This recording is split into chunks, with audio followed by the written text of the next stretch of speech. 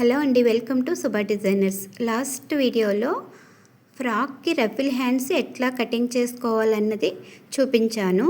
So ఈరోజు వచ్చేసి shoulder పైన రఫిల్స్ ఎట్లా స్టిచ్ చేసుకోవాలన్నది నేను చూపిస్తున్నాను. సో ఫస్ట్ మనము రఫిల్స్ కోసం ఒక 2 పీసెస్ తీసుకుంటాము. సో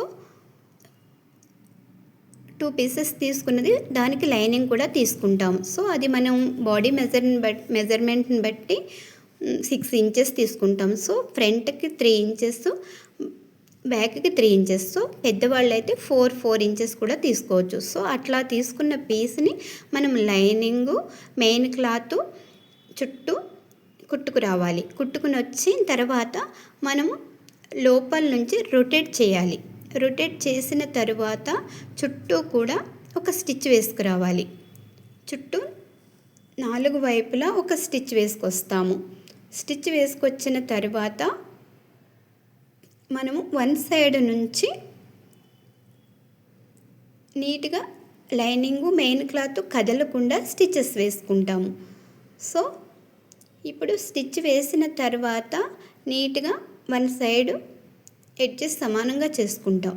ఎడ్జెస్ సమానంగా చేసుకున్న తర్వాత ఫ్రిల్స్ పెట్టుకోవాలి.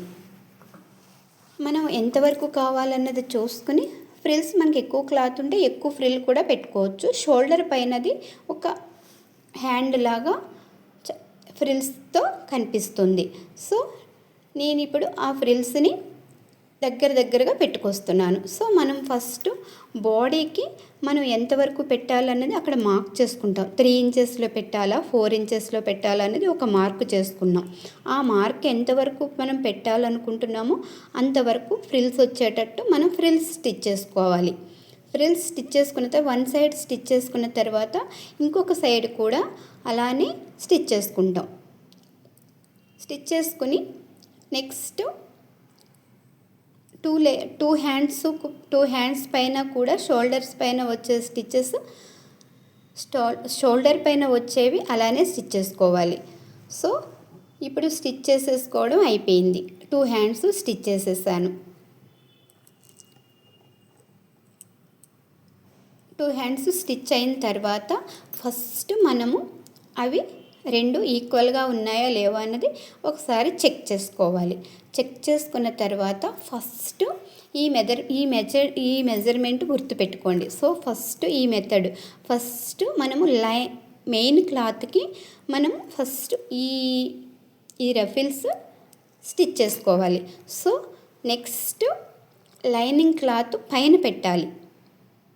లైనింగ్ క్లాత్ పైన పెట్టి మనం ఆమ్ రౌండ్ దగ్గర నుంచి నీట్గా మనం ఎట్లా అయితే కట్ చేసుకున్నామో అలానే స్టిచ్ చేసుకురావాలి. సో ఫ్రంట్ వైపు మన ఇష్టం వచ్చిన షేప్ తీసుకోవచ్చు. సో నేనైతే ఇక్కడ యూ షేపు వచ్చేటట్టుగా కట్ చేశాను. సో నేను ఎట్లా కట్ చేశానో అలానే స్టిచ్ చేసుకుంటూ వస్తున్నాను.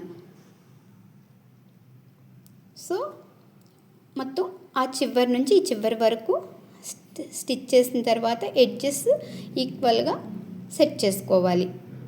ఈక్వల్గా కట్ చేసుకున్న తర్వాత అక్కడక్కడ కట్స్ పెట్టుకుంటూ మనం కట్ చేసుకుంటూ రావాలి. మనం అక్కడక్కడ మార్క్ చేసుకోవడం కట్ పెట్టుకోవడం వల్ల మనం రొటేట్ చేస్తాము. రొటేట్ చేసినప్పుడు ఫినిషింగ్ నీట్గా ఉంటుంది. సో ఇప్పుడు నేను కట్స్ పెట్టడం అయిపోయింది. ఇప్పుడు నేను రొటేట్ చేస్తున్నాను. సో ఇప్పుడు 1 సైడ్ మొత్తం దానిపైన ఒక స్టిచ్ కూడా వేసుకొస్తాం. నెక్స్ట్ ఆ చివరిన కుట్టేటప్పుడు ఫస్ట్ లైనింగ్కి ఈ రఫిల్స్ స్టిచ్ చేసుకురావాలి. నెక్స్ట్ ఇప్పుడు మెయిన్ క్లాత్ పెట్టాలి. ఫస్ట్ మనము మెయిన్ క్లాత్కి పెట్టి లైనింగ్ తిప్పాము. ఇప్పుడు మెయిన్ క్లాత్ లైనింగ్కి పెట్టి మెయిన్ క్లాత్ తిప్పుతున్నాం. ఈ ఒక్క చిన్న మెథడ్ మీరు చూసుకుని కుట్టుకోవాలి. లేకపోతే లైనింగ్ పైకి వచ్చే ఛాన్సెస్ ఉంటాయి.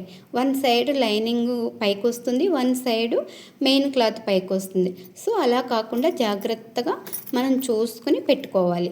సో ఇప్పుడు ఫ్రంట్ ఫస్ట్ ఎట్లా స్టిచ్ చేసామో అలానే సెకండ్ వైపు కూడా స్టిచ్ చేసుకుంటూ రావాలి. ఈ ఫ్రాక్కి ఓపెన్స్ ఏమీ ఉండవు. సో ఆ ఆమ్ డౌన్ నుంచి నెక్ పై నుంచి మనం రఫిల్స్ లోపలికి ఫినిషింగ్ నీట్గా రావడం కోసం లోపలే స్టిచ్ చేస్తున్నాం. సో ఫస్ట్ కట్ చేసినట్టుగానే ఎడ్జెస్ అన్నీ సమానంగా కట్ చేస్తున్నాం. ఇప్పుడు మరలా అక్కడక్కడ కట్ కూడా పెట్టుకుంటూ రావాలి. అక్కడక్కడ కట్ పెట్టుకుంటూ వచ్చి రొటేట్ చేయాలి. రొటేట్ చేసిన తర్వాత ఇప్పుడు ఓన్లీ బాడీ వరకునే రెడీ చేస్తున్నాను. Thank you for watching.